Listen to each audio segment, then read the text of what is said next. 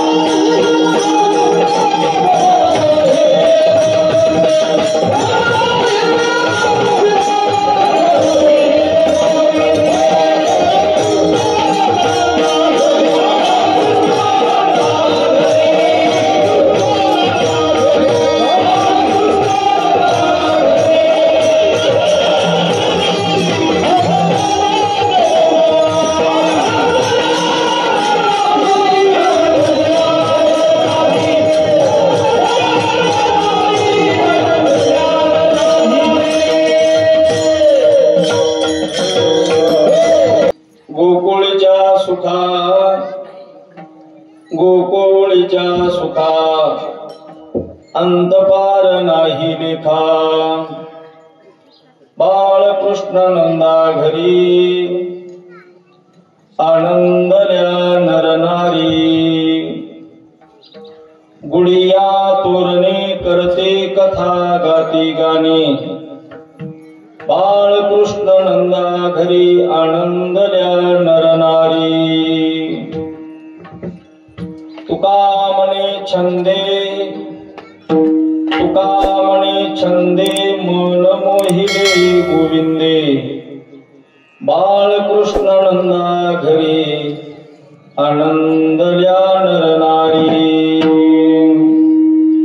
वक्रतुंड महाकाय सूर्यकोटी समप्रभ निर्विघ्नं कुरु देव सर्वकार्येषु सर्वदा गुरुर्ब्रह्मा गुरुर्विष्णु गुरुर्देवो महेश्वरा गुरु साक्षात् परब्रह्म तस्मै श्री गुरुदेव नमः महायोग पीठे तटे भीमरथ्यां वरं कुंडलिकाय दातृ मुनीन्द्रे समागत्य तिष्ठन्तमानन्द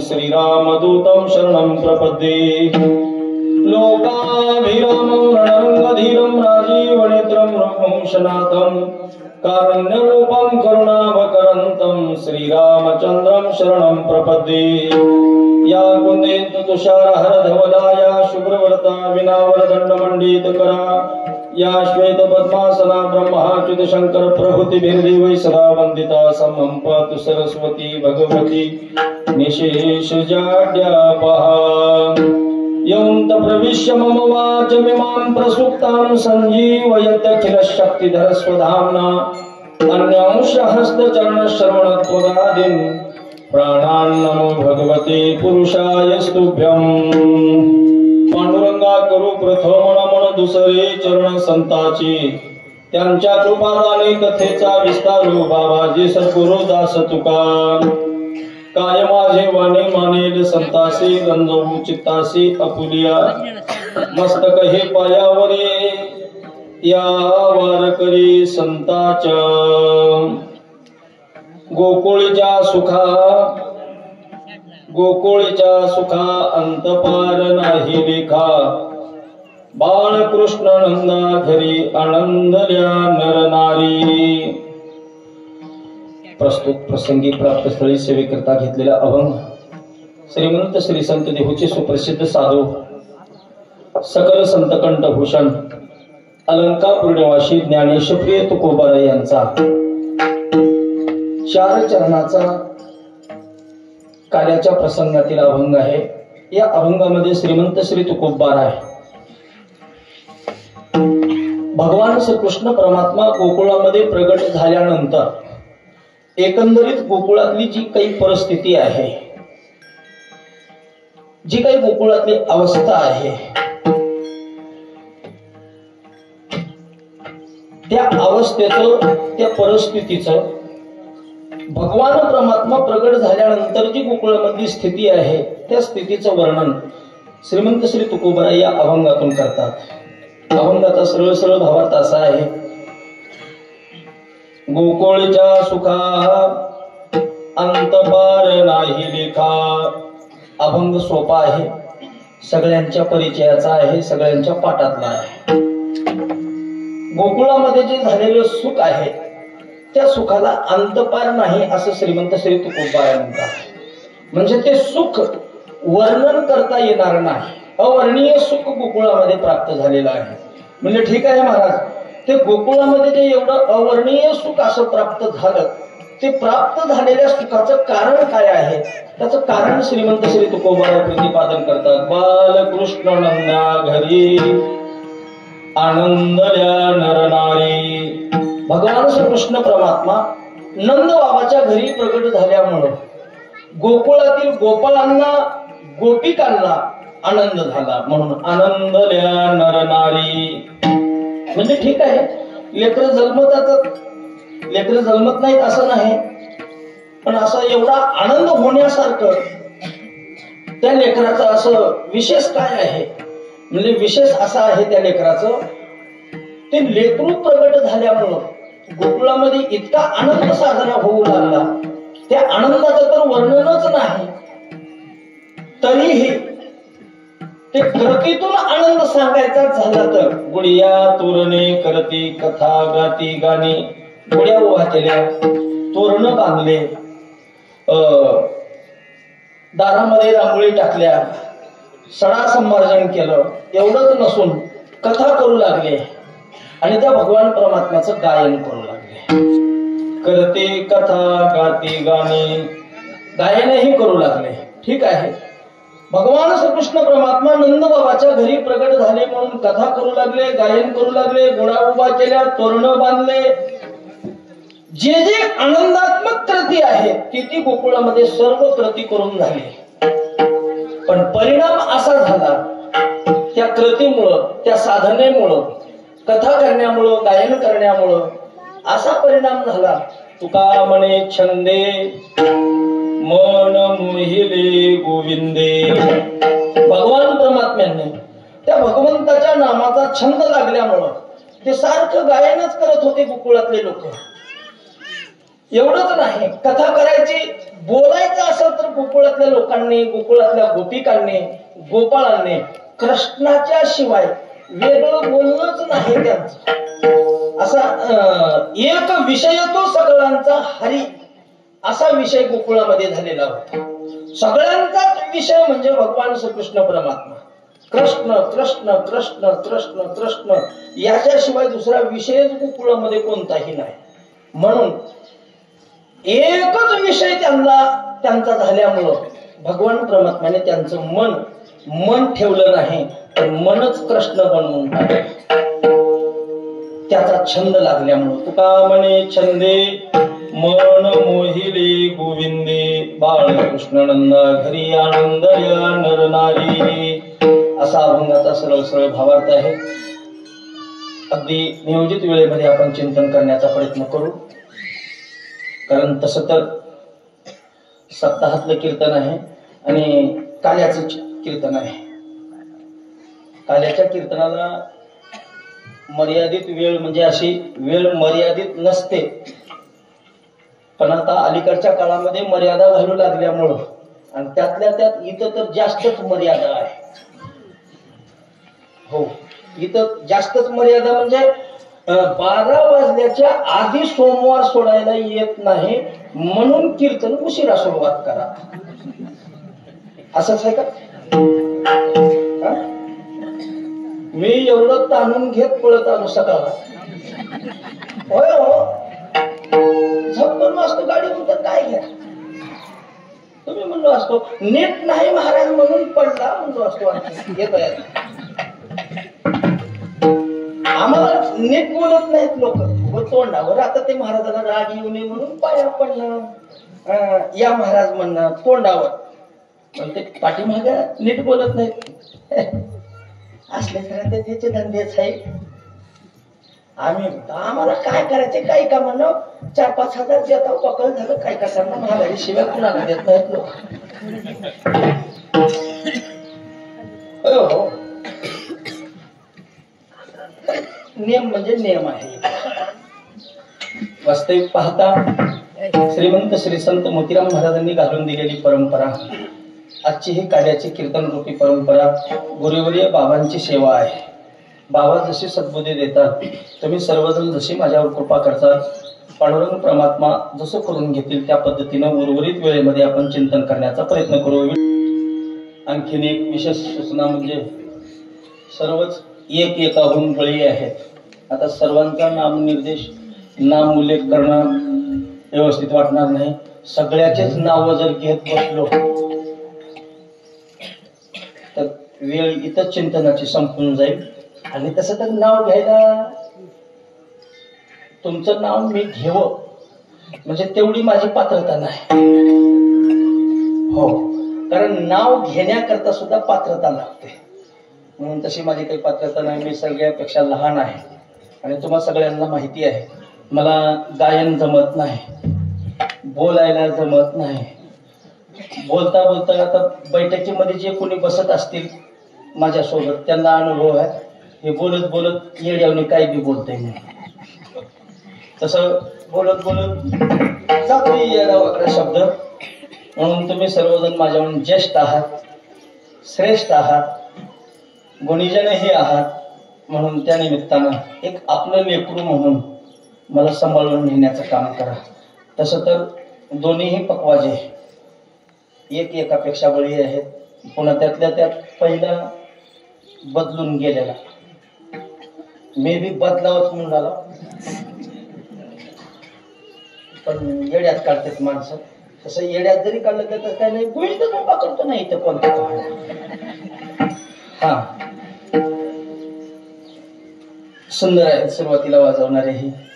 पुन्हा दुसऱ्याला आणखीन दुसरे कोणी जर बदलणारे असलेच म्हणजे ते मुसलमानाला घेऊन जाताना बदलते. हाँ, आओ भाई इधर, आओ भाई उधर क्यों खड़े हैं, आप भी देवखंडा असं ते बदलते. तसं काय आता मला नेऊ नका बरं का तुम्ही. आता तुम्हीच मला येशीत आणून ठेवलं तर झालं. आता इथून तुम्ही उचललं तर तिथपर्यंत तुम्हीच घेऊन चला. आपलं काय चालू होतं? कीर्तन. कीर्तन. हो का, हे असंच होतंय मला. गोकुळच्या सुखा अंतपार नाही लेखा. आजची ही कार्याची कीर्तन रूपी सेवा सर्वांच्याच ज्ञात आहे. काला म्हणजे सप्ताह झाला असं सांगायची गरज नाही. सप्ताह झाला म्हणून समजा, पण सप्ताह होत नसतो. सप्ताह होत नसतो. एक कर्माचा अबाधित सिद्धांत असा आहे, कर्माकडे कुठल्याच प्रकारची डायरी नाही, कर्माकडे तारीख नाही, किंवा कर्माकडे आपला पत्ता नाही कोणाचा आहे. काय कर्माकडे आपण नाव नोंद करून दिले का? असे आधार कार्ड, पॅन कार्ड जसं नोंदणी करावं लागते, तसं आपण कर्माकडे काहीच नोंद केलेली नाही. पण ते बरोबर कर्म, आपण केलेलं कर्म आपल्याच वाट्याला अचूक पद्धतीने येत. एक किंचित सुद्धा इकडं तिकडं कुठंच ढळत नाही. हे कर्माचा एक अबाधित सिद्धांत असा आहे. तुम्ही जेही कृती करताल ती कृती तुमची पूर्णत्वापर्यंत जाणार. केलेल्या परमार्थाची अनुभूती यावी, आणि ती अनुभूती जीवनामध्ये आली, त्याचा जो आनंद होतो तो आनंद म्हणजेच, त्या आनंदाचं नाव म्हणजेच काला आहे. आपण जे परमार्थामध्ये आतापर्यंत साधना करत राहिलो, त्या साधनेचं फल, त्या साधनेचा आनंद जो आलेला आहे तो आनंद म्हणजेच काला आहे. 7 दिवस आपण जे श्रम केलेले आहेत अखंड हरिनाम सप्ताहाच्या निमित्तानं, प्रत्येकानं कोणती ना कोणती तरी सेवा केलेलीच आहे. सतरंजा टाकण्याची सेवा असेल, झाडून काढण्याची सेवा असेल, सडा टाकण्याची सेवा असेल, इतर प्रत्येक गोष्टीची सेवा असेल. कोणी टाळ वाजवण्याची सेवा, कोणी मृदंग वाजवण्याची सेवा, कोणी गाथा पारायणाची सेवा, कोणी ज्ञानेश्वरी पारायणाची सेवा, कोणी चाल म्हणण्याची सेवा, कोणी नुसतं टाळ वाजून उभा टाकून. आता ते लहान लहान लेकरं पावलं खेळू लागले. सगळे गावातलेच आहेत का ते लेकरं? आहेत का? हो. हा, मग वा, धन्यवाद. गेल्या वर्षी विचारलो होतो, आमदार उभा टाकलेत काय का असणार, म्हणजे गावाचं नावच हवं वाडी, वाड्यातच राहणार काही असो. अशी प्रत्येकाची सेवा, कोणी कोणती सेवा, कोणी हे सगळं करणाऱ्याला शिव्या देण्याची का होईना पण सेवाच आहे ना. काय लागले घरून करा म्हणावं असं बी काही जर म्हणलेच असतील, ती बी एक प्रकारची सेवाच आहे. प्रत्येकाला फल त्या पद्धतीने मिळणारच आहे, त्याच्यामध्ये कुठलाच संशय नाही. त्रिकाला बाधित आहे. आपण केलेल्या कर्माचं फल आपल्याला मिळणार म्हणजे मिळणारच, ती पोच पावती आहे. म्हणून 7 दिवस जी आपण सेवा केलेली आहे त्या सेवेचा आजच्या दिवसामध्ये एक वेगळाच आनंद राहतो. त्या आनंदाचं नाव म्हणजेच आजचा दिवस काला. 7 दिवस एक वेगळाच माणसाच्या चेहऱ्यावर भाव राहतो. आणि आज सुद्धा काला आहे, काल्याच्या दिवशी वेगळा चेहऱ्यावर भाव राहतो माणसाच्या. चला आज काल्याचे कीर्तन आहे, चला आज काला आहे, चला आज काला आहे, काला आहे, हे एक वेगळाच आनंद राहतो.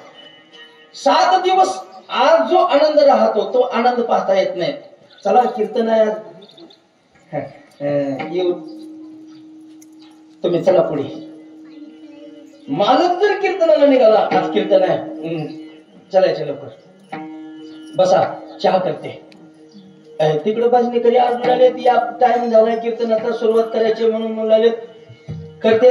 तुम्ही एकटेच नाही, करू द्या, आपण जावं लागते कीर्तनाला लवकर. तुम्ही नाही गेले तर काय सुरुवातच होणार नाही का? तुम्हीच लय मालक निघून गेलो का भजनाचे? बघू द्या कसं तर करते ते, चहा करून देते. नाही जावं लागते, उपवास लावायला ह्याला त्याला माणूस नाही म्हणून. बघूत बरं आज बिल लावतात भजन करतात का?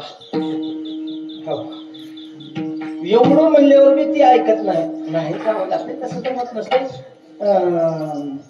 तिथं आपण गेलो म्हणजे बरं राहते. दिवसभर पाणी देऊन कंटाळला म्हणून म्हणला मला काय करायचं, जायचे तर जा, तुमच्या करता म्हणून म्हणाले. चहा तरी करून देते, दौड असं थांबते. थांबल्यानंतर चहा करून देणार, बायको बी येणार आणि ती बी असं बाजूला बसून चहा पिणार दोघं जण. सुरू झाल्यावर जाऊन मुलांचे जा, सुरुवात झाल्यावर जा, दिवसभर कंटाळा तुमच्या करता म्हणून मला काय करायचे, जायचे तर जा. बरं म्हणतेस तर मग पडतो. सुरुवात झाली की उठव, ते सुरुवात झाली की उठव म्हणताना ती उठवीत नाही आणि ह्याला जय विठ्ठल झाले की जाग येते. म्हणजे टोपी दे बरं, कस काय कीर्तनाला जायची सुरुवात, जय विठ्ठल झालं. हा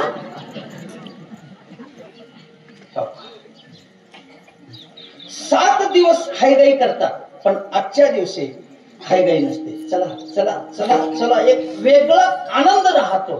ते आनंदाचं प्रतीक म्हणजे 7 दिवस जे केलेले श्रम आहेत, जे केलेलं सेवा आहे, त्या सेवेचं फल म्हणजेच ते आनंदाचं प्रतीक म्हणजे काल्याचा दिवस. आणि तो आनंद आपल्या या ठिकाणी साजरा होतो आहे.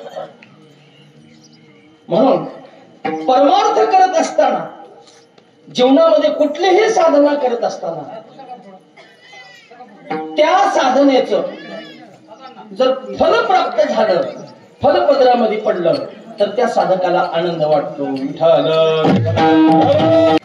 परमार्थ करत असताना मी काय बोलत होतो, फल जर पदरात पडलं, फल दिसू लागलं, तर त्याची अनुभूती अधिक आनंद, साधना अधिक आवेशानं मनुष्य करतो, अधिक आवेशानं करतो. जर फल दिसत नाही तर तो मनुष्य त्या साधनेमध्ये तेवढा प्रवृत्त होत नाही. निष्प्रयोजनम मंदोपी न प्रवर्तते ना प्रवर्तते प्रयोजनम, असं सुभाषितकाराचं म्हणणं आहे. कुठलाही व्यक्ती कुठल्याही कार्यामध्ये जे प्रवृत्त होतो फलाची अपेक्षा करून, फल जर दिसू लागलं, आता शेतामध्ये शेत करत असताना पीक चांगलं दिसू लागलं तर मनुष्य अधिक खर्च करतो. जर काहीच दिसत नसलं तर वाटते का त्याला आता फवारणी करावं म्हणून वाटणार. आता जर कापसाला बोंड चांगले दिसू लागले तर तुम्ही आणखीन 2 पोते खत टाकताव की नाही, चांगले दिसू लागले पाणी सोडताव ना. आता डबल बारच्या येणाऱ्याला सोडतो, आणि समजा काहीच दिसना गेलं, नुसती थाटरच पळाटी दिसू लागली तर उकळून काढता. मग तसंच आहे, साधना करत असताना, परमार्थ करत असताना फल जर काही दिसू लागलं तर मनुष्याला वाटतं वा चांगलं आहे. अनेक अनेक साधनं, त्या साधनामध्ये तो करत राहतो. तसं परमार्थ सुद्धा साधना करत करत करत करत फल पदरामध्ये पडू लागलं की अधिक आनंद येतो. एका ठिकाणी महाराज म्हणतात बघा, सद्गुरूच्या सोबत चिंतन करत असताना, बोलत असताना सुद्धा जर बोलता बोलता सद्गुरू सोबत, संतांसोबत बोलताना काय होतं, त्यांच्या सोबत वादे वादे जायते असं सांगितलेलं आहे. वाद करत असताना करिता सगळे वाद, अधिक आनंद, आनंद वाढत राहतो. संतांच्या सोबत चर्चा करत असताना अधिक आनंद वाढत राहतो. आनंद दुसरीकडून कुठेच येत नाही, आनंद आपल्या आत आहे, आपल्या आत आनंद आहे, आनंद दुसरीकडून येत नाही. एक शास्त्रामध्ये अशी कोटी सांगितलेली आहे, विषय प्राप्तीची इच्छा होणं आणि इच्छितेला विषय प्राप्त होणं आणि आत्मस्वरूपाची स्थिरता होणं, योगपथ एकाच वेळेला घडलं जातं. आणि आत्मस्वरूपाची स्थिरता झाली, अंतकरण स्थिर झालं की आत्मस्वरूपाचा आनंद प्रतीतीला येणार. आपल्याला काय वाटतं, मी विषयाचं चिंतन केलो आणि चिंतन केल्यानंतर तो विषय मला प्राप्त झाला आणि त्या विषयापासून मला आनंद झाला. पण असं नाही. विषयाचं चिंतन करणं, विषयाची प्राप्ती होणं, अंतकरणाची स्थिरता होणं आणि स्थिर झालेल्या अंतकरणामध्ये आत्मस्वरूपाची, आत्मानंदाची प्रतीती येणं. आणि तो आनंद आला रे आला की माणसाला वाटतं विषयापासून आनंद झाला, पण असं नाही. आनंद कुठंच विषयामध्ये कुठंच आनंद तुम्हाला सापडत नाही, कुठंच सापडणार नाही. विषय आनंदाचा विषय होऊ शकत नाही. विषय विषयाचाच विषय आहे, विषय दुःखाचंच कारण आहे, पण आनंदाचा विषय होऊ शकत नाही. अधिक आनंद, अधिक आनंद प्राप्त होण्याकरता शास्त्रामध्ये सांगितलेलं आहे, तुमच्याकडे ज्ञानाची प्राप्ती व्हावी, सकल दुःखाची निवृत्ती, अधिक परमानंदाची प्राप्ती जोपर्यंत होत नाही तोपर्यंत आनंदाची प्रतीती आली असं साधकाच्या जीवनामध्ये कधीच घडत नाही. विठ्ठल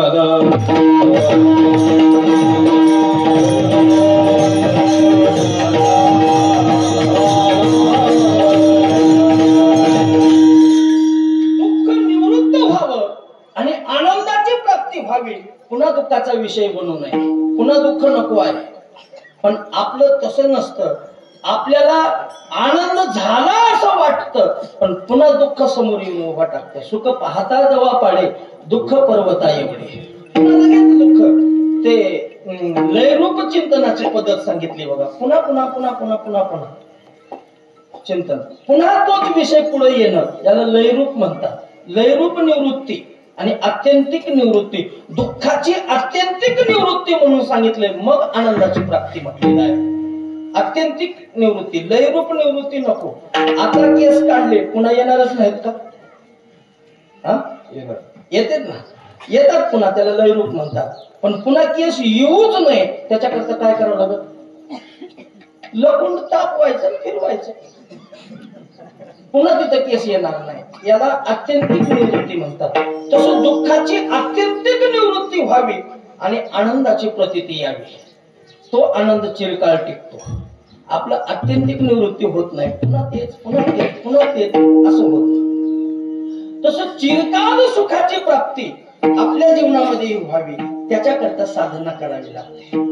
साधना करत राहिल्यानंतर जोपर्यंत ज्ञान प्राप्त होत नाही, जीव ब्रह्म ऐक्याचं ज्ञान होत नाही, तोपर्यंत जीवनामध्ये आनंदच प्राप्त होत नाही. कारण ब्रह्म हेच आनंदाचं स्वरूप सांगितलेलं आहे. कारण आनंदाचं स्वरूपच सांगत असताना भगवान परमात्म्याबद्दल असं बोललेलं आहे. कारण भगवंताच्या स्वरूपाचं वर्णन करत असताना तो भगवान परमात्मा कसा आहे, भगवंताच्या स्वरूपाचं वर्णन करत असताना काय म्हणतात महाराज? आनंद. तो भगवान परमात्मा आनंद स्वरूप आहे, अद्वैय आहे. त्या भगवान परमात्म्याच्या ठिकाणी द्वय नाही, द्वैत नाही. आनंद आहे, अद्वय आहे, नित्य आहे. नित्य शाश्वत यम पुराणो न हन्यते हन्यमाने शरीरे वेदा विनाशनम नित्यम एहेनम मजमव्ययम, असं भगवान परमात्म्याचं स्वरूप, आत्मस्वरूपाचं वर्णन करताना भगवान परमात्मा गीतेच्या 2ऱ्या अध्यायामध्ये वर्णन करतात. नित्य भगवान परमात्माचं स्वरूप आहे, नित्य निरामय भगवान परमात्मा असा निर्विकार आहे. असो, त्या भगवान परमात्म्याची प्रतीती येणं ती सहजासहजी येऊ शकत नाही. तिथं मी विसरावं लागतं, माझं विसरावं लागतं. जोपर्यंत आपल्या पाठीमागं मी आहे आणि जोपर्यंत आपल्या पाठीमागं माझं आहे, तोपर्यंत त्या नित्य असलेला जो भगवान परमात्मा आहे, नित्य असलेलं जे आपलं स्वरूप आहे, मीचा जोपर्यंत आपण विचारच करू शकत नाही, मी कोण आहे ऐसा करावा विचार म्हणे ज्ञानेश्वर निवृत्तीचा. मीचा विचार माणसाने करावा, मी कोण आहे. आता आपण जे मी मी म्हणतो ते मी कोण आहे नेमकं, मीचा विचार करावा. देह मी नाही, मी वासुदेव आहे, मी वासुदेव तत्वता, मी वासुदेव आहे. मी देह नाही, कारण देह जड आहे, पंचमहाभूताचा देह आहे आणि देहामध्ये जे कोणी वास करणारा आहे, मी म्हणणारा जो कोणी आहे तो वासुदेव आहे. ते स्वरूप आपलं आहे, ते स्वरूप आपलं आहे आणि ते स्वरूप आपलं करण्याकरता मीचा विसर पडावा आणि माझेपणाचा विसर पडावा. मी माझी ऐसी आठवण विसरले जयाचे अंतःकरण, अर्थात तो संन्यासी जाण निरंतर. मी विसरलो, मी माझेपणाचं जे ओझ आपण घेऊन हिंडू लागलो, हे ओझ कुठून आलं आपल्या संग, ओझ कुठून आलं आपल्या संग. विचार करा, सगळ्यांनी कथा श्रवण केलेली आहे. श्रीमंत श्री नारायण महाराज यांच्या मुखातून आपण श्रीमद भागवत कथा श्रवण करत आहात, केलेली आहे. यम प्रवजन्त्यमनुपेत्यमपेत्य कृत्यं द्वैपायनो विरह कातराजुआवे पुत्रेति तन्मतया तरेव भेनेधुस्त्वं सर्वभूतहृदयं मुनिमानतोऽस्मिन्. असा श्लोक आहे. पुत्रेच्या तन्मयतानं, पुत्रेच्या व्याकुळतेनं महर्षी वेदव्यास हे शुका म्हणून हाका मारत पाठीमागे लागतात. आणि शुकाचार्यांच्या वतीनं, शुकाचार्यांचं स्वरूप काय आहे? सर्वभूत हृदय स्वरूप, सर्व प्राणी मात्रांचं चराचरांचं जे रूप आहे तेच माझं रूप आहे अशा अनुभूतीचे महामुनी शुकाचार्य आणि त्यांचे वडील वेदव्यास हे शुका म्हणून पाठीमाग धावत आहेत. शुकाचार्य पुढेच आहेत. आणि जात असताना एका तलावावर काही तरुण स्त्रिया, युवती त्या तलावामध्ये नग्न स्नान करत होत्या. अंगावर वस्त्र नाहीत, काही नाही, ते तलावामध्ये नग्न स्नान करत होत्या. शुकाचार्य तिथून पुढे गेले. त्या स्त्रियांनी पाहिलं शुकाचार्य पुढे गेले. त्यांना काहीच वाटलं नाही. व्यास महर्षी ज्या वेळेला हे शुका म्हणून त्या तलावाच्या जवळ आले, व्यास महर्षींचा आवाज ऐकला त्या तरुणींनी आणि बाजूला आले आणि लगेचच आपले अंगवस्त्र आपल्या अंगावर गुंडाळून ते तलावाच्या काठाला बसले. व्यास महर्षींना वाटलं माझा 12 वर्षाचा तरुण पुत्र इथून गेला. त्यांना पाहून या स्त्रियांना काहीच वाटलं नाही. ते तसंच नग्न स्नान करत राहिल्या आणि मी आता पिकून बळायला आलो. म्हणजे माझी दाढी पांढरी झाली, मी म्हातारा झालो, माझं वय झालं. या वयामध्ये माझ्याकडे कुठलेच विकार राहिलेले नाहीत. तरीही त्यांनी माझ्या लज्जेनं अंगवस्त्र अंगावर पांघरून घ्यावे म्हणून त्या स्त्रियांना विचारलं, बोला, माझा तरुण मुलगा या ठिकाणाहून गेला, तुम्हाला त्याचं काही वाटलं नाही आणि तुम्ही मला पाहून, मी वृद्ध असताना सुद्धा मला पाहून तुम्ही तुमचे अंगवस्त्र अंगावर झाकून घेतले, त्याचं कारण? म्हणजे त्याचं कारण हेच आहे. म्हणले काय आहे? हेच कारण आहे. म्हणले हेच कारण म्हणजे हेच कारण आहे. म्हणले हेच म्हणजे काय नेमकं सांगा ना. तुमचा मुलगा इथून गेला, त्याला स्त्री आणि पुरुष हा भावच माहिती नाही. कारण तो कसा आहे? सर्वभूत हृदय स्वरूप आहे. त्याला स्त्री आणि पुरुष हा भावच नाही. तुम्हाला स्त्री आणि पुरुष हा भाव तुमच्यामध्ये आहे म्हणून आम्हाला आमचे अंगवस्त्र गुंडाळावे लागले. त्याला स्त्री कोण आणि पुरुष कोण? अहो, भगवान परमात्म्याच्या सुद्धा स्वरूपाचं वर्णन करत असताना, कृष्णाच्या स्वरूपाचं वर्णन करताना सुद्धा असंच वर्णन केलेलं मिळवा आहे. नो हे पुरुष ना नारी पण शून्यानी शून्याही पैलाडी परते ना कळे नाद बिंदुला ज्योती ते परापशंतीचा प्रवेशू नाही जते आयशा करी हा मूर्तिमंत झाला. असा भगवान परमात्मा, त्याला स्त्री भाव नाही आणि पुरुषही भाव नाही. म्हणून तर भगवंताचं वर्णन करताना म्हटलेलं आहे, तुका म्हणे नटधारी भोग भोगोनी ब्रह्मचारी. का म्हटलेलं आहे? तो स्त्री नाही आणि पुरुषही नाही. नो हे पुरुष ना स्त्री नारी पण जेते. शून्य नाही ना महाशून्य नाही, ते बिंदू नाही ना ज्योती नाही. तिथं परापशंती मध्यमा वैखरी ही चारही वाण्याचा त्या ठिकाणी पत्ता लागत नाही.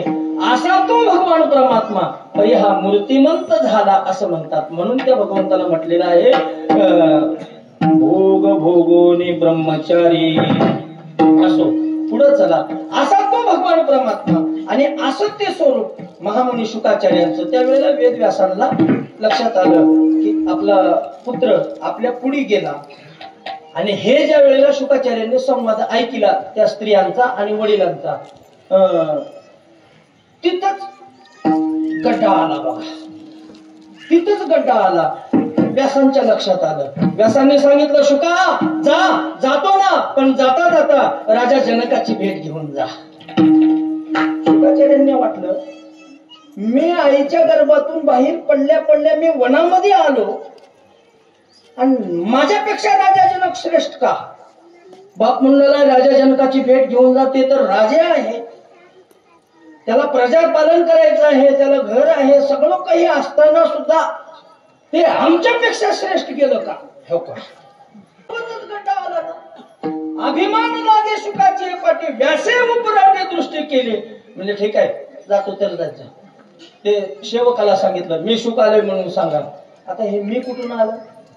2-4 वेळेला उत्तर तेच. पुन्हा परत आल्यानंतर शुकाचार्यांनी विचार करायला सुरुवात केली, मी कुठून पाठीमागा आलं. 7 दिवस समाधी लागली.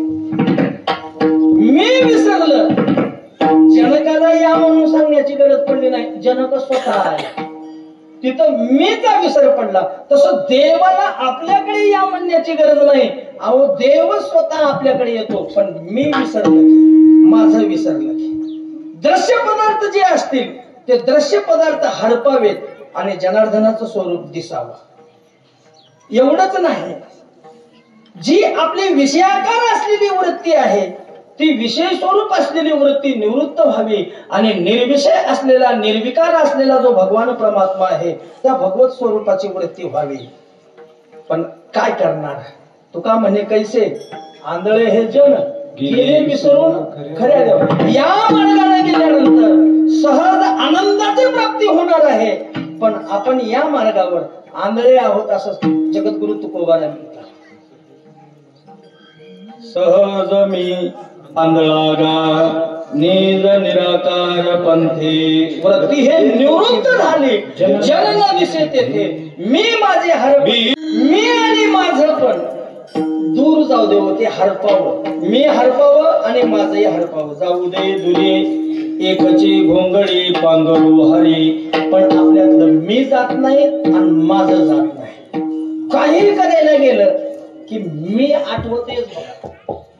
ते मी आठवते आणि ते आठवणार आपलं मनच फार विचित्र आहे. मन फार विचित्र आहे. ते मनातून काही केल्यानं निघतच नाही. देवाच्या दर्शनाला गेलो आपण, देवाचं दर्शन घेऊ लागलो, डोळे झाकले, चरणावर डोकं ठेवले आणि डोळे झाकल्या बरोबर आपल्याला पालमचा बाजार दिसतोय. खरं आहे? आपण त्याला पैसे देतो म्हणलो होतो, त्याने घेतो म्हणलं होतं, लगेच ते डोळ्याच्या समोर चित्र दिसतंय. काल आपण म्हैस विकताना त्याचे 5,000 रुपये हाणले. ते देवाच्या पायावर डोकं ठेवलं की ते हल्लेले पैसे दिसतात. मोठा खट खट खट खट तिथंच मोजून घेते. कुठं? देवाच्या पायावर डोकं ठेवल्या हुकूम मोजायला सुरुवात करते. कुणाला झटका दिला, कुणाला आपल्याला झटका दिला, हे सगळं तिथं आठवते. दर्शन तर देवाचं चालू आहे, पण ध्यान तिकडलं चालू आहे. चंचल चपळ येता जाता न लगे वेळ. हे काही केल्यानं मन सोडित नाही बघा. मी आणि माझेपणा त्या मनानं सोडायलाच तयार नाही. मनानं हे सोडायलाच तयार नाही. ह्याला घट्ट पकडून बसलेला आहे. आता ते कीर्तन करून पैसे घेऊ नये असं प्रमाण आहे ना महाराजाचं. ईश्वरानं सृष्टी निर्माण केली, बरोबर आहे. ईश्वरानं सृष्टी निर्माण केली ना? ईश्वरानंच केली की? खरं सांगा, ईश्वरानं केली का? ईश्वरानंच निर्माण केली असं तुमचं म्हणणं आहे ना? पक्के हो ना ह्या मतावर? आता बदलायचं नाही बघ. नाही तिकडे विचारलं, तिकडे विचारलं की ते दुसरंच काहीतरी म्हणते. असो, ईश्वरानं सृष्टी निर्माण केली ना? हो म्हणा की ईश्वरानं निर्माण केली ना? पण आता मी सांगतो, सृष्टी ईश्वरानं निर्माण केली नाही, सृष्टी मायेनं निर्माण केली. एकट्याला काय करता येत होतं? कारण ईश्वराचं स्वरूप रंग नाही, रूप नाही वर्ण छाया. आणि ते काय करणार आहे? अहो जपणाकाराने केली एक बायको, तिने एवढे वाढविलेली. एवढं तिनं वाढविलं. तसं तर कीर्तन करून पैसे घेताच येत नाही आम्हाला, आणि घेऊच नाही, पाप आहे. पण आम्हाला फिरू देत नाहीत, त्यांच्या करता घ्यावं लागतंय. कथा करून या नॉलेज घेते आणि देते, ती नरकामध्ये जाते. आता तुम्ही दिला गेलो की तुम्हाला घरचे नाव ठेवते. का दिलं नाही? महाराजाला कसं काय कमी दिले? 7 दिवस येणाऱ्या महाराजाला एवढ्याले दिले, गोविंद महाराज गरीब म्हणून त्याला एवढे दिले का? असं बोलतेत, तुम्हाला बोलतेत. आणि मला म्हणते कुठं चला, आनंदवाडीला चला. तिथं जायचीच गरज नाही. उगा मला बरं वाटणं गेले म्हणून मला तसं जमत नाही, बाबाचा कार्यक्रम आहे जावंच लागते. नाही ना काय देते जाऊच नका, काही यायला मिळत नाही असलं होतं म्हणून घ्यावं लागतं. हे आमच्या करता नाही, तुमच्या लेख्या करताच.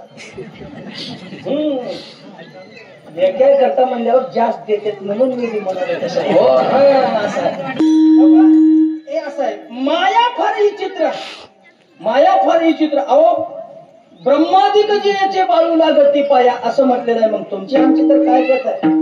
ते गोविंद महाराज असले कसले तर मग ते बिन होटाळीचेच आहे. पण ब्रह्मादिक देव ब्रह्म विष्णू भगवान शंकर तिच्या पाया लागतात त्या मायेच्या. ब्रह्म विष्णू जिनेचे बाळू लागती पाया, ब्रह्मादिक देव त्यांना नाचवते. मग तुमची आमची तर काय घेत आहे. हे एवढं मनाजी पाटील देहे गावचा वरवसा धरून नका याचा, घात करील नियमाचा केजी मायवा असं वर्णन केलेलं आहे. हे मन फार विचित्र आहे. आणि ह्या मनाला मन काही एकदा भगवान परमात्म्याकडे लागलं किंवा भगवान परमात्म्याने जर मनाला आवडलं, हे तुमच्या आमच्याला तर शक्य नाही. कारण अर्जुनाने गीतेमध्ये देवाला विचारलेलं आहे, मनेव मनुष्यानाम कारणम बंध मोक्ष आहे. देवा ह्या सगळ्या गोष्टीला जर मन कारणीभूत आहे तर मग ह्या मनाला आवरण्याकरता नेमकं काय करावं लागेल. महाराजांनी सरळ सांगितलं माऊलींनी, माऊलीच्या भाषेमध्ये. या 8 प्रहरा माझारी मोठके एक निमिष भरी देतो जाय. 8 प्रहर आहेत ना, रात्रीचे 4 आणि दिवसाचे 4. ह्या 8 प्रहरामधून एक मोठके एक निमिष भरी देतो जाय. माझ्याकडे ते मन थोडं थोडं देण्याचा प्रयत्न कर. मग ते काय होईल, ते मन न राहता मनच कृष्ण बनल. हे मन भगवान परमात्म्याकडे देत गेलं ना, मग तुका म्हणे छंदे मन मोहिले गोविंदे. एकदा का त्या भगवान परमात्म्याने मन आकर्षित केलं रे केलं, त्याच्या ताब्यात देऊन टाकलं, मग तू मन हे मीच करी माझे भजने प्रेम धरी सर्वत्र नमस्कारी मज एकाते. गोविंद गोविंद मना लागली या छंद. आता मन जर कृष्णानं मोहून टाकलं तर मन गोविंद झालं ना. मग गोविंद झाल्यानंतर हे मन दुसरं काय करेल. हो मन गोविंद झालं ना, आता काम संपलं. मग गोविंद ते काया, काया शरीर गोविंदच झालं, विषय गोविंदच झाला, बोलण्याचा विषय गोविंद, ऐकण्याचा विषय गोविंद, कुणाला काही गायचं असले तर गोविंद. म्हणून तर महाराजांना म्हणलेलं ना, कथा करू लागले करती कथा गाती गाणे असं म्हटलेलं आहे. कथा करती गाणे गाते, पण कोणाचे, गोविंदाचे. ध्यानच त्याचं लागलेलं आहे ना. आता मनच गोविंदानं गोविंद बनवून टाकलेलं आहे. तुका म्हणे छंदे मन मोहिले गोविंदे. भगवान परमात्म्याचं ध्यान करू लागला की बोलण्याचा विषय गोविंद, ऐकण्याचा विषय गोविंद, बसण्याचा विषय गोविंद. अवघा देवची झाला पाहि. अहो आतूनही देव बाहेरून नाही, भरून या अंतर्बाय. अवघा देवची झाला पाहि किंवा आत हरी बाहेर हरी. नारद भक्ती सूत्रामध्ये देवर्षी नारदांनी जागून झाल्यावर भक्तीचं परमोच्च उदाहरण द्यायचं म्हटलं, गोपिकांचं प्रश्न दिलेलं आहे बघा. गोपिकांचा त्या भगवान परमात्मा गोकुळातून ज्या वेळेला मथुरेमध्ये गेले, मथुरेमध्ये राहत असताना भगवान परमात्म्याने एक दिवशी उद्धवाला गोकुळामध्ये पाठवलं. म्हणले उद्धव जरा गोकुळामध्ये जा आणि गोपिकांचा गोपाळांचा यशोदामयाचा नंदबाबांचा निरोप घेऊन ये आणि माझाही त्यांना निरोप सांग वगैरे वगैरे. थोडा ज्ञानाभिमान होता उद्धवाकडे, थोडं शिकलेला होता. 10वी पर्यंत शिकलेलं होतं ते, असं पुढे काही गेलं नव्हतं, पण 10वी पर्यंत शिकलेलं होतं. आणि हे गोपिका गोपाळ बिचारे अडाणी होते. पण उद्धवानं विचार केला मनातल्या मनात, देव काय येणार असं, मला तिथे पाठवायची काय गरज आहे, दुसरे कोणी नाहीत का. आता ठीक आहे, मोठ्याचं काम ऐकावंच लागतंय. कुणाला जरी सांगितलं तर मोठ्याचं काम ऐकावं लागतंय. म्हणून उद्धव गेले. गेल्यानंतर त्या गोपिकांची अवस्था उद्धवाने पाहिली, गोपाळांची अवस्था पाहिली. ज्या दिवशी भगवान परमात्मा गोकुळातून मथुरेकडे गेलेले आहेत त्या दिवसापासून त्या गोपाळांनी आंघोळ केलेली नाही. तेल लावलेलं नाही, केस विंचरलेले नाहीत, कपडे बदललेले नाहीत. तसेच त्या गोपाळांच्या अंगावरच्या कपड्याच्या अशा चिंध्या चिंध्या झालेल्या, जागे जाग्यावर ते कपडे फाटलेत आणि ते चिंध्या अशा लोंबू लागलेले आहे. येळेवणे गोपाळ त्या यमुनेच्या काठावर उभं फिरू लागलेले आहे. सगळं हे उद्धवाने पाहिलं, त्या गोपाळांकडे विचारलं आणि गोपाळांना बोलायला सुरुवात केली. का रे, तुम्ही कपडे का बदलले नाही? त्यांनी सांगितलं बदलायची गरजच पडली नाही, बदलायचं ध्यानच आलं नाही. आपण म्हणले डोकं का विचारलं नाही? म्हणजे काय विचारून गरज आहे डोक्याची, आता काय विचारायचं? म्हणजे तेल लावायचं, आंघोळ करायची. म्हणजे कोणाकरता आंघोळ करायची, कोणाकरता तेल लावायचं, कोणाकरता करायचं? हे सगळं ज्याच्या करता करायचं होतं आता तेच इथं राहिलं नाही, आता करण्याची काय गरज आहे? आपण म्हणले कृष्ण ज्या दिवशी गेलाय ना आमच्यापासून, त्या दिवसापासून आम्ही असेच आहोत. आम्हाला आंघोळीचं ध्यान नाही, कृष्णच आमचा विषय झालेला आहे. काही गोपिकांची अवस्था बघितली, एक गोपी उघड डोळे उघड झाप उघड झाप उघड झाप करीत उभा टाकली होती की झाडाच्या मुळाला टेकून.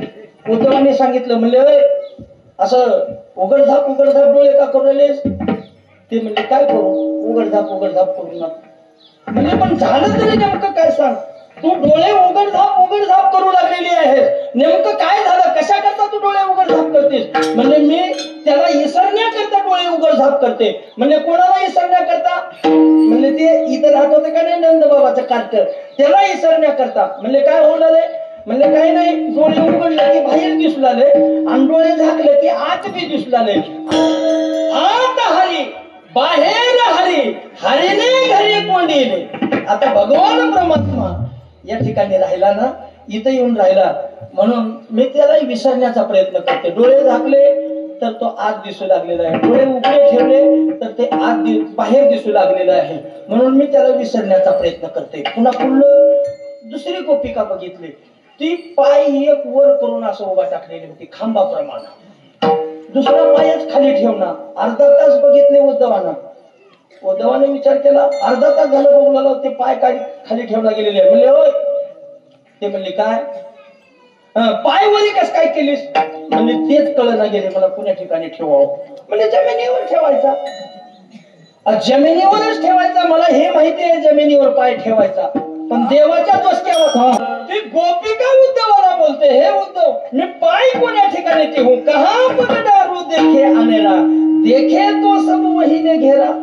देवाच्या डोसक्यावर कशी पाय ठेवावा असं मला वाटलं. एकदा का मन देव बनलं की पुन्हा काही करण्याची गरज नाही. म्हणून तर ते कथा गाती गाणी कथा करू लागले, गायन करू लागले.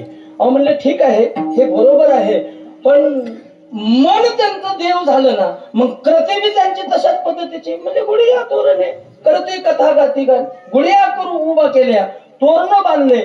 म्हणजे ठीक आहे, हे बरोबर आहे, पण हे मन देव होण्याकरता, मन कृष्ण बनण्याकरता ही जी सगळी प्रक्रिया जी घडून आली, ती प्रक्रिया घडण्याकरता नेमकं असं झालं काय?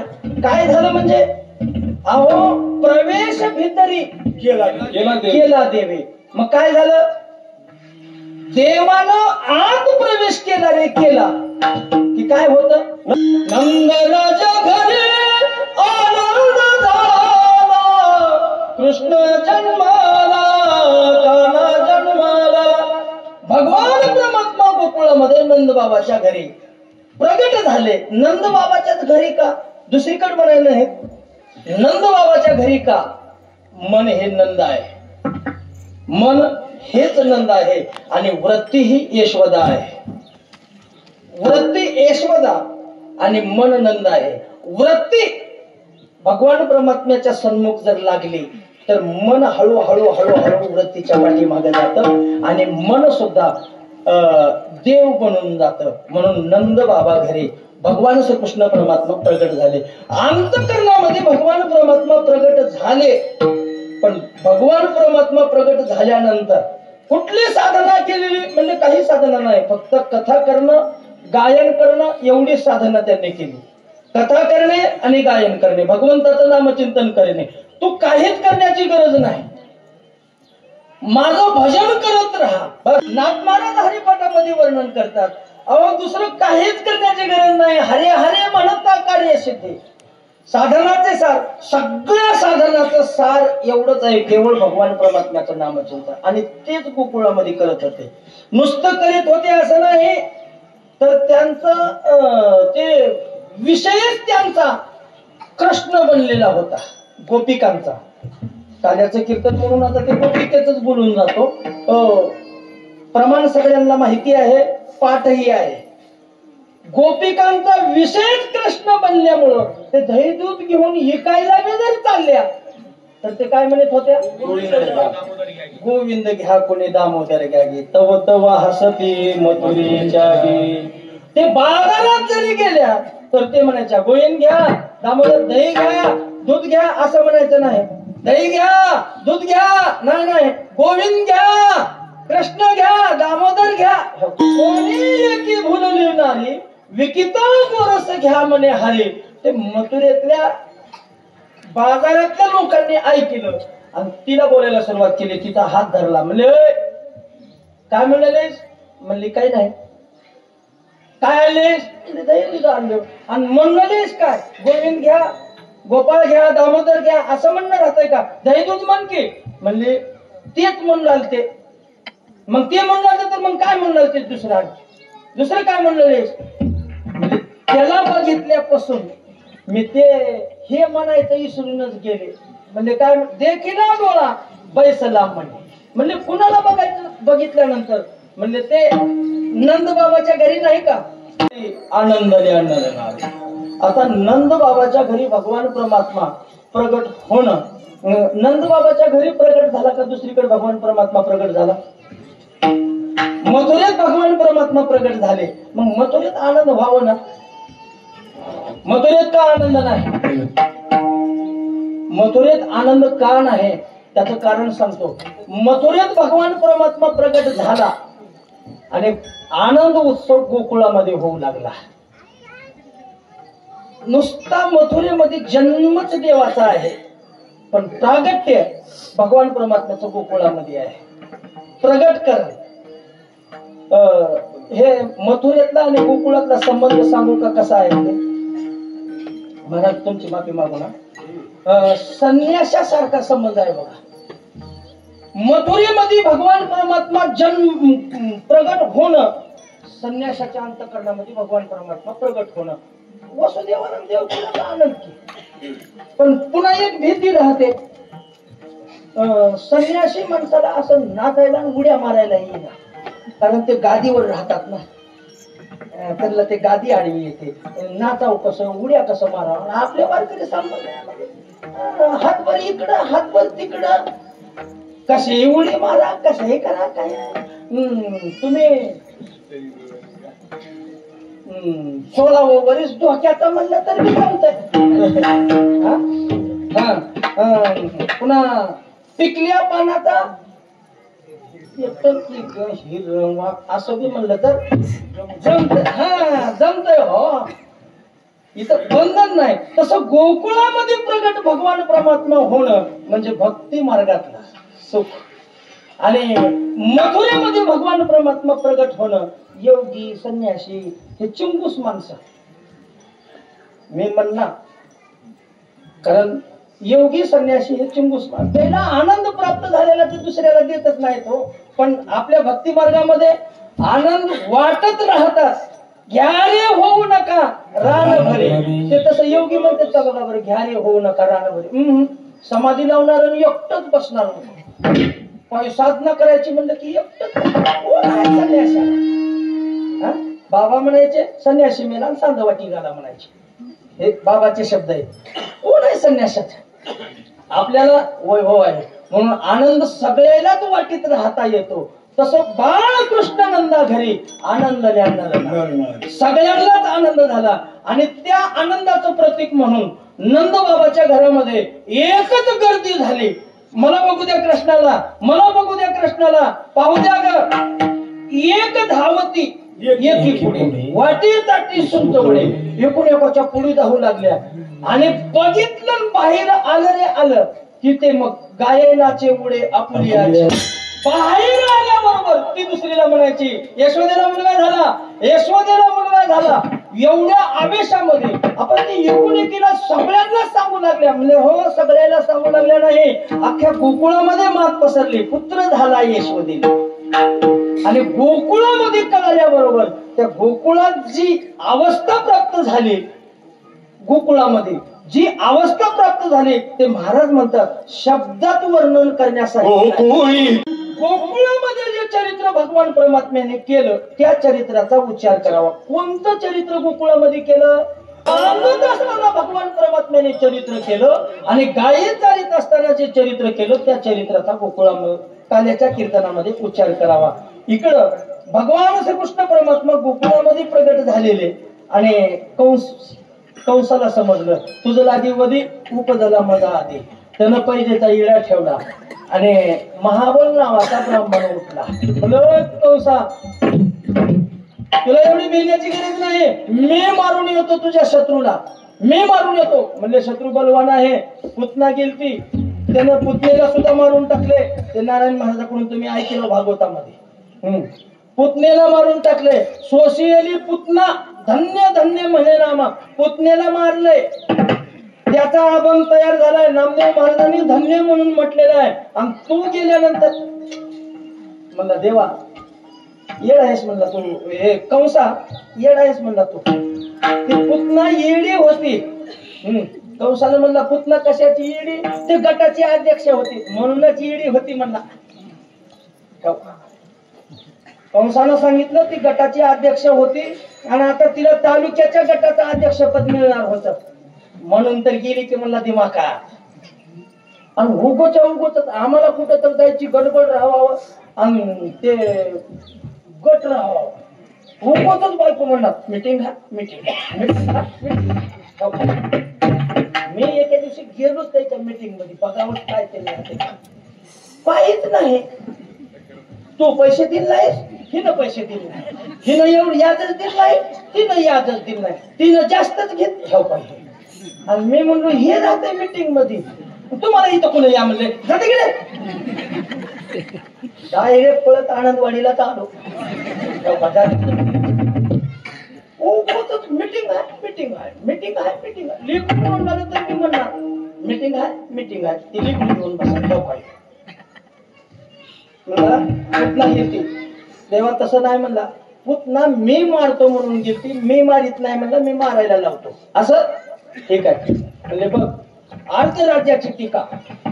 कंसानं लगेच अर्ध राज्य बक्षीस जाहीर केलं. हे घरला आलं. घरला आल्याबरोबर त्यानं म्हणलं हे बायकोला लगेच दिमाखाने बोलायला सुरुवात केली. म्हणला हो कंसानं अर्ध राज्य बक्षीस देतो म्हणले. कुणाला? आपल्याला अर्ध राज्य बक्षीस म्हणलं हो. आणि तुम्ही एवढं आता द्यायचे म्हणला. कस काय? ते गोकुळामध्ये कंसाचा शत्रू जन्मलेला आहे, त्याला मारून येईल, त्याला अर्ध राज्य बक्षीस म्हणले. म्हणली मग जावा की. त्याने म्हणला तसं जाता येत नाही. म्हणला कसं जावं लागतंय? असं डायरेक्ट जर गेलं तर त्याला जमत नाही आणि ते आपल्याला मारल्याशिवाय राहत नाही. कारण मला पक्क माहिती आहे ब्राह्मण बनून महाराज बनून भजनीकरी बनून गेलं की नक्की माणसं या म्हणते अलीकडे. आणि जरा असं गळ्यात माळ नाही काहीच नाही आणि निघालं सप्त्यामध्ये आता उभं येऊ देतात का त्याला लोक? तरी दिले मला करी नाही ना काही नाही उभं निघालं थोबाड घेऊन असं म्हणला. मग ते माळ एक दे. तिनं माळ एक दे म्हणल्याबरोबर तिनं असलेल्या टिपऱ्याची माळ दिली. कोणते टिपरी होते की कशाची होती ती पण दिली. त्याला ती घातली माळ गळ्यात. माळ घातली तर घातली. म्हणला धोतर दे बर.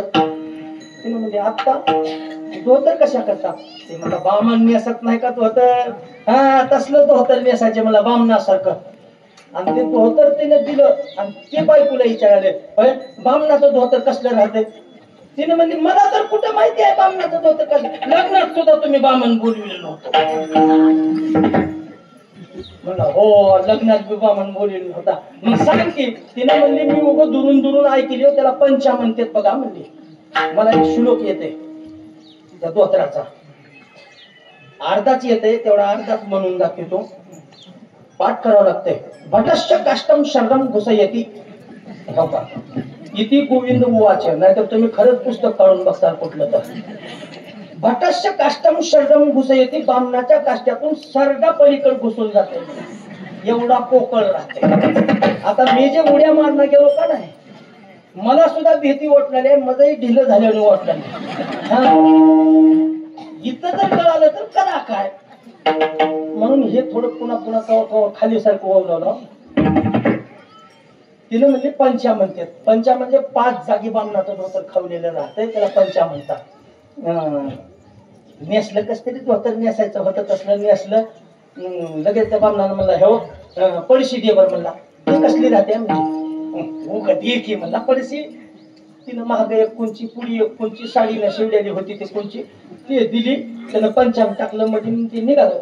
असं तोंडाकडे बघितलं की त्यानं ज्योतिष सांगायला सुरुवात करायचं. लोक म्हणू लागले वा काय देव बाप्पा, काय देव बाप्पा, काय हुशार देव बाप्पा, काय हुशार. तोंडाकडे बघितलं भविष्य सांगायला काय देव बाप्पा असं काय. तोंडाकडे बघितलं की सांगायचं. शाळेमध्ये आगाऊपणा करतो. आगाऊपणा करणार शाळेत करणार मजा शपथ.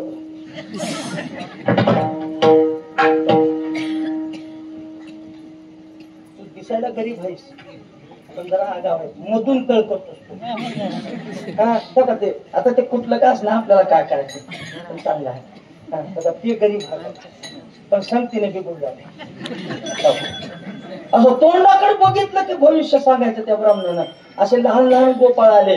म्हणले देव बाप्पा आमच्या ललाचं भविष्य सांगता. त्यानं म्हणलं तुझ्या ललाच कशाला, ललाच्या माईचं बी सांगता बापाचं बी सांगता म्हणलं त्यानं. मग चला आमच्या ललाकड. त्याला नंदबाबाचं घर विचारण्याची सुद्धा गरज पडली नाही. लेकराईनं जाऊन नंदबाबाच्या घरी नेले. मैया देवबाप्पा आले भविष्य सांगणारे. देवबाप्पा येऊन भविष्य सांगणारे म्हणले हो. कृष्णाला लगेच यशोदेनं घेतले आणि मांडीवर घेऊन बसले पदर टाकून. म्हणले देवबाप्पा माझ्या कृष्णाचं भविष्य सांगा. माझं लेकरू कसं कसं आहे. आणि आईला आपल्या लेकराचं ज्योतिष जाणून घ्यावं वाटतं. सांगा देवबाप्पा माझ्या लेकराचं भविष्य सांगा. त्याने बोलायला सुरुवात केली. म्हणजे तुझ्या लेकराचं भविष्य सांगतो. लेकरू कुण्या दिवशी जन्मले म्हणले तिला. ब्राह्मणानं विचारलं कुण्या दिवशी जन्मले. यशोदेनं कोणतं सांगितले वार बुधवार सांगितले यशोदेनं. गुरुवार म्हणले गुरुवार. ब्रह्ममुहूर्तावर जन्मले म्हणजे गुरुवारी पहाट 4 वाजता. आता कृष्ण कुण्या टायमाला जन्मला रात्री. कोणता दिवस होता ते बुधवार होता. कृष्ण जन्मलेला वार बुधवार होता. रात्री 12ला जन्मलत. यशोदेला काय म्हणले गुरुवारी पहाटे 4 वाजता जन्मले. आता त्या मामूल भट्टाचं चुकलं का मग मज चुकाले का. मज बी नाही त्याचं बी नाही मग चुकलं कुणाचं. यशोदेचं म्हणा ना आपल्याला काय करायचे. तिकडल्या तिकडे बघा. तिने म्हणली गुरुवारी पहाटे 4 वाजता निघून. मग गुरुवारी पहाटे 4 वाजता बरोबर 3:30ला मूळ नक्षत्र लागू लागतं. ब्राह्मणानं सांगितलं मूळ नक्षत्र लागले आणि भर मूळ नक्षत्रामध्ये मध्ये तिने म्हणजे देव मूळ नक्षत्रामध्ये मूळ नक्षत्रामध्ये लिखरुजन मध्ये मावळ्याला बघितल्याबरोबर मावळ्याचा काटा काढणार आहे. पहिल्या सलामीतच मावळ्याचा ठाका. म्हणजे एवढं लेकरू आगाव. म्हणजे एवढं. यशोदे तुला घरामध्ये गुणानं बसू देणार नाही. गावात माणसात माणूस ठेवणार नाही. सुनात सासा ठेवणार नाही. सासात सून ठेवणार नाही. पुन्हा सेम सासाचे भांडण लावल्याशिवाय राहत नाही. म्हणले मग काय लय आगाव लेकरू आहे. लेकराच्या अंगी अवघेच आवचिन्हे. लेकराच्या अंगावर बरेच असे अवगुणच दिसू लागलेले. लेकराच्या अंगावर एक सुद्धा चिन्ह चांगलं नाही. आता ह्यानं चिन्ह कुठलेच बघितलं नव्हतं. कारण त्याच्या अंगावरचे चिन्ह जर ह्यानं बघितलं असतं तर ह्याला तिथंच चक्कर आली असती.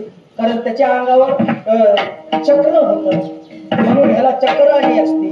सुदर्शन चक्र बघून पद्म होतं, शंख होता, ध्वज होता, राजचिन्ह त्याच्या अंगावर होतं. पण ह्यानं कुठलंच चिन्ह बघितलेलं नाही. आणि यशोदेनं पदर झाकून आलेले होते म्हणून ते चिन्ह काही बदलायची गरज नाही. पण त्यानं सांगायला सुरुवात लेकराच्या अंगी अवघेत अवचिन्हे म्हणले मग देवप्पा ह्याला काही उपाय नाही. उपाय हाय म्हणले काय? नेऊनी घालावा गळती माझी, उकळण्यात नेऊन पुरायचं, गरदुड करायला सुद्धा उशीर लावायचा नाही. आयत्या गाडीत नेऊन पूर म्हणल्याबरोबर आता कुणाला राग येणार नाही? देव जरी झाला तर त्याला काही राग येत नसते का? देवानं म्हणला मला आयत्या गाडीत जर पुरायचं असलं मग तुम्हाला हाणण्याकरता माणसं कशाला बोलवायची गरज आहे? त्या पाटाकडे बघितलं देवानं, म्हणलं होय पाटाडे महाराज. पाटाडे महाराज म्हणल्याबरोबर ते पाटानं सांगितलं देवा दंडवटन तसलं दंडवटन परिणाम म्हणायचं नाही. मग काय करायचं? काही नाही तुम्हाला कळलं ना का? खिल्लारीला जसं झालं तसं करा, तसं करा म्हणल्याबरोबर ते लट लट लट लट पाट असा खाल्ला हलला. ब्राह्मण म्हणला पाट कस काय हलालाय? पाट कस काय हलालाय म्हणल्याबरोबर ते पाट जे उडाला ते वरी पाट आदळला आणि ते पाटीला जे दिलेला पाट होता तो पाटीवर पाट दन झपका त्या पाटानं दिलं की बामन तसं खाली पडलं. जसं खाली पडलं तसं वायो म्हणून असा हा करला तर बेल ना आलं तोंडात बसलं. मुळी बी व्हायना चोय बी व्हायना. ते बेल ना आल्याला बघितलं, त्या बेलण्यानं म्हणला दादा दादा यायचं नाही का दर्शनाला? म्हणल्याबरोबर त्या बेलण्याचा दादा मुसळ, ते मुसळ निघालं. पण मुसळ निघाल्यानंतर त्यानं एकटं गुणानं निघालं नाही. त्यानं म्हणला ए दाजी तुम्हाला यायचं नाही का संग? त्या मुसळाचा दाजी वरवटा, त्या वरवट्याला यायचं नाही का संग? वरवट्यानं म्हणला आपण एकटं जाऊन येऊ, म्हणलं आपल्या बहिणीला घेऊनच जावं संग. त्या वरवट्याने त्याच्या बहिणीला सांगितलं ताई येणार नाहीस का ग? वरवट्याची बहीण कोण? अहो सांडस पकड. ती अशी दोन चिमट्याची. त्या पकडीनं म्हणली आपण तसं करू नये, आपण आपल्या बारक्या भावाला बी घेऊन जावं. म्हणले की तिनं लगेच चाटूला म्हणली ए चल रे दादा माझ्या संग देव बाप्पाच्या दर्शनाला. आता ते जुन्या काळात चाटत होते बघा, ते चाटू अशी डाळ घसरायला. आता चाटू राहिले नाही, माणसं चाटू झाले. घरातले बुडाले पण आता माणसं चाटू झाले. आणि ते चाटू आला. चाटू आल्याबरोबर त्या वरवट्यानं जे तन म्हणून ठेका दिलं ते कपाळा सुजून पाहिजे. बामण म्हणला मेलो रे मेलो असं म्हणून खाली कपाळ बडू लागतं तर मुसळानं पाठी दणका दिलं म्हणतात. बामण असं शापच झालं. पकडीनं म्हणली माय देव बाप्पा निघाले का काय ती गवळ म्हणली ना. असं त्या पकडीने जे असं दोन्ही चिमट्यात धरलं वरी उचलल्याबरोबर त्या चाटून लगेच शिंडीला येटाळ्या शिंडीला येटाळ्या पटाळ्या दिले की त्या चाटून बघितला ताई तू बी ये ग म्हणलं की तिकडून उलटणं निघालं. त्या उलटणं असं पळतच ते उलटणं चुलीत जायचं आणि बाहेर यायचं चटकून बामणाला द्यायचं. बामण असं करायचं. ते पळत सुटलं. जसं पळत सुटलं तसं ते दारामध्ये ठेवलेल्या बाजा होत्या, ते बाजा लगेच आडव्या झाल्या. ते म्हणल्या देवबाप्पा आपण बी दर्शन घ्यावं. ते बाजून बुलटून खाली पडलं आणि रस्त्यानं पळायला सुटलं. जुन्या काळामध्ये गुडवे राहत होते बघा, गुडवे गौऱ्या लावलेल्या. कशाने बी मार खावं पण गौरीचा मार खाऊ नये रे बाबा. आपल्याला माहिती आहे म्हणून सांग. तुम्ही म्हणतात तुम्हाला कसं काय माहिती महाराज गौऱ्याचा मार खालाव का? खाला. कशाला बोलायचे? ते शिंद्याच्या टायमाला ते होळी पेटविण्याकरता गौऱ्या जमा करायचा आणि त्या आम्ही पोरं जायचो चुरून आणण्याकरता ती गौऱ्या. आता ते 5-5 देत होते. तेवढ्यावर समाधान मानावं का नाही? तेवढ्यावर मानायचं नाही. लेकरं आणावं हो. आता असे लेकरं मी लेकरायला काहीच म्हणत नाही. कीर्तनामध्ये किती बी करता केले ह्या लेकरायनं मी काहीच बोलणार. असंच एका गावामध्ये बोललो रे भैया. ते बोललो कीर्तनामध्ये म्हणलं हे गप बसा, बस वाटलं तर बसा नाही तर उठून जा असं लेकरायला म्हणलो की ते लेकर एक एक एक एक उठले आणि सगळेच घरला गेले. गाव लांब असल्यामुळे मी तिथं मुक्काम केला. आपल्या दुसऱ्या दिवशी सकाळी सकाळी जाऊ भेगीने निघून ते घरचे कापून करून महाराज आंघोळ करून जा, नाश्ता करून जा, तसं जाऊ नका गाव लांब आहे. उमरग्याच्या पुढी चिंचोली म्हणून आहे. कोणी माझ्याला दिलतो एकदा तारीख त्या चिंचोलीला. ते चिंचोली तिकडून निघायचं म्हणजे उशीर झाला थोडं. ते आंघोळ हे ते करण्यामध्ये आम्हाला 8-9 वाजले आणि 9 वाजता दुसऱ्या दिवशी रविवारी ते पोरं खाडीला क्रिकेट खेळू लागले. आणि असं आम्ही मोटरसायकलीवर निघालो गावाच्या बाहेर.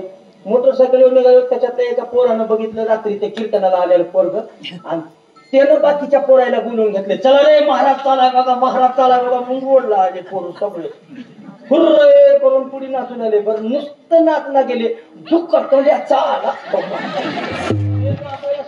तेव्हापासून मी म्हणलं इथून पुढे पोरायला काही बोलायचं नाही. इथले काही तुम्ही म्हणणार की कसलं काही म्हणणं म्हणाले तिथले चांगले आहेत पोरं इथले. आणखी 2-3 घंटे राहायचे चांगले आहेत तेव्हा ते बघा की कसं ते चिपचे पुढे घेऊन चाले.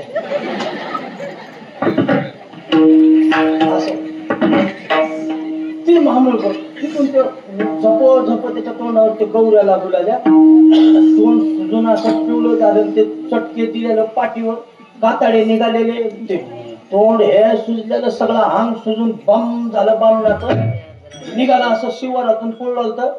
तिथं वखर नांगर ते किटणी कोळपे हे ठेवलेले ते सगळेच निघाले. चला देव बाप्पाच्या दर्शनाला जाऊ. नांगर जे निघालं म्हणतात असा आडवा राहते नांगर. त्यानं गेलं असं पाय जे धरलं देव बाप्पाचे हाळीस उपसिलं जे हाणलं ते कुठं कोळप्यात त्याचं धोतर जाणवल्यामध्ये कुठं अडकून बसला. पारसनातून बटाका होता तसं उभं टाकलं. ते गावात गेलं बायकोला हाका मारायला सुरुवात. दार काढे दार काढ दार काढ. तिने म्हणजे चोर आला का ग घरातूनच आरडायला सुरुवात. चोर आला चोर आला. शेजारी 10-5 जण आले काट्या घेऊन बद ह्याला पुन्हा बडवायला सुरुवात माणसाने. तिनं कंदील लावून साखळी काढली घराची. कंदील लावून आली. बघितली तर हिचाच नवरा दे मजाच मला खायती आहे म्हणजे अंगावर पडली. जम काढू देतो 4-5 काट्या हाणल्या दूध घ्यायला हिच्या पाठी. कारण हिनं दिवसभर सोंग करीत बसली होती. उद्याच्याला त्याला राजा म्हणाले मी राणे होणार.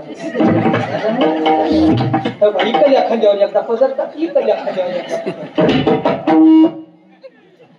तुम्ही म्हणता इकल्या खांद्यावर आणि इकल्या खांद्यावर. एकदा यन्माच्या घरी जायचं एकदा इकडं आपल्या घराकडे. एकदा यन्माच्या घरी जायचं. तिचा पदर बघितलं की तिनं तिकल्या खांद्यावर घेतलेली दिसायची आणि आपल्या घरात आले की हिनं इकल्या खांद्यावर घेतलेली दिसायची. असं नाही राणी इकडूनच गिरी टाकायची म्हणायचं तिकडून टाकायचं. इकडून पिन लाव तिकडून पिन लाव. पिन लावून जम्पर फाटून गेलं लगेच अशी फिरवून लावली. अशी तोंडाला इकडून इष्णू पावडर काय लाव पुन्हा हे काय कर हे काय गाजळच लावायची. एकदा सुरमाच आणायला जायचे.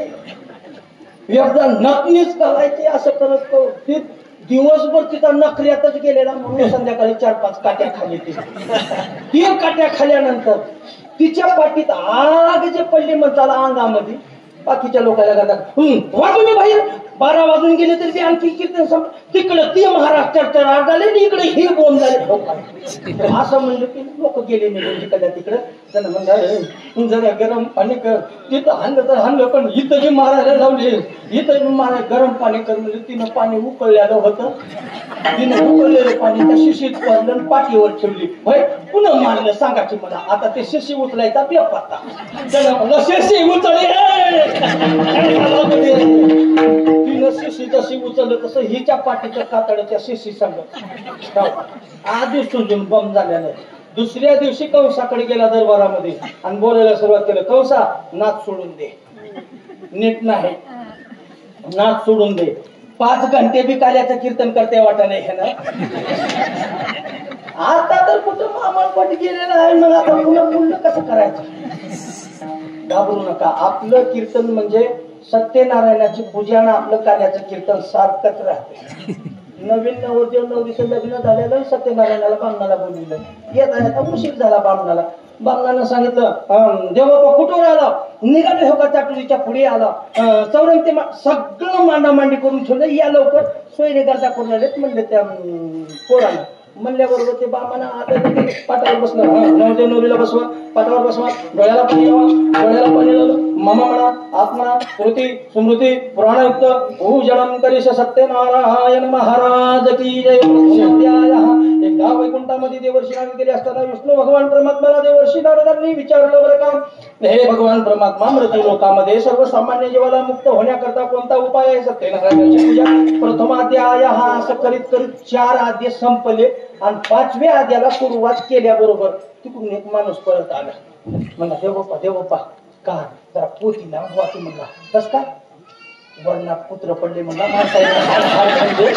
पुत्र पडले. आता डाळ शिजवायचे, ते डाळ शिजवून मग त्या डाळीला घासायचे, पुन्हा फुलले द्यायचे, तर पोती लांबवाती. पोती लांबवाती म्हणल्याबरोबर ब्राह्मणानं सुरुवात केली. सत्यनारायण महाराज की जय. आंब्याचे पानं आणले बरं का, केळीचे पानं आणले, बेसरमाचे पानं, हे बेसरमाचे आणले. हा, पण ते बनवून पावशे रवा आणला, पावशे गुळ आणला, पावशे तूप आणलं, त्याचा प्रसाद बनवला. साधूवाण्याने सत्यनारायणाची पूजा मांडली. त्याच्या मुलीने प्रसाद घेतला नाही सांभाळीने, म्हणून भगवान सत्यनारायण परमात्मा रुष्ट झाले. साधूवाण्याची नाव पाण्यात बुडाली बरं का. सत्यनारायण महाराज की असं 5 आद्य म्हणेपर्यंत तिकडं स्वयंपाक बी तयार झाला, सगळं झालं म्हणलं की सत्यनारायण महाराज की जे. तसं आपल्या काल्याचं कीर्तन आहे. तुम्ही आता झालं म्हणाला का नाही, आता त्याला काय लागेल. भगवान श्रीकृष्ण परमात्म्याने अशा गोकुळामध्ये लीला करायला सुरुवात केली. यशोदेने सांगितले की गावात राहत नाही. असं म्हटल्याबरोबर भगवान परमात्म्याने गोपाळांना सोबत घेतलं आणि तुम्ही गायी घेऊन ये. सारे गोपाळ रानात या. सगळ्या गोपाळांना भगवान परमात्म्याने गायी घेऊन बोलवलं. भगवान परमात्मा गायी चालण्याकरता निघाले. पण कसे निघाले? खांद्यावरी कमळी, हातामध्ये काठी, चारी तसे धेनू, खांद्यावर घोंगडे, हातामध्ये काठी भगवान परमात्म्याने घेतले आणि वृंदावनामध्ये गायी चालण्याकरता निघाले. गायी चारायच्या आणि पोरायनं डाव मांडायचा. इकडं हमामा, हुतुतू, चेंडू, लगोरी, रानापरी, इटी दांडू खेळायचे. आणि असा डाव मांडून खेळून गोपाळ दमल्यानंतर मग लगेच तिथं खांदे भार कोटी भूत काय खेळायचे सुख. गोपाळाने म्हणायचं, देवा आता डाव मोडा, आता भुका लागलेली आहेत बरं का, सोमवार आहेत आणि आता ते बस झालं तुमचं खेळणं, आता काही गरज नाही, एकदा जेवण करू मग पुन्हा बघू आणखीन काय राहिलं सुरलं असलं तर. पण आधी भूक लागलेली आहे.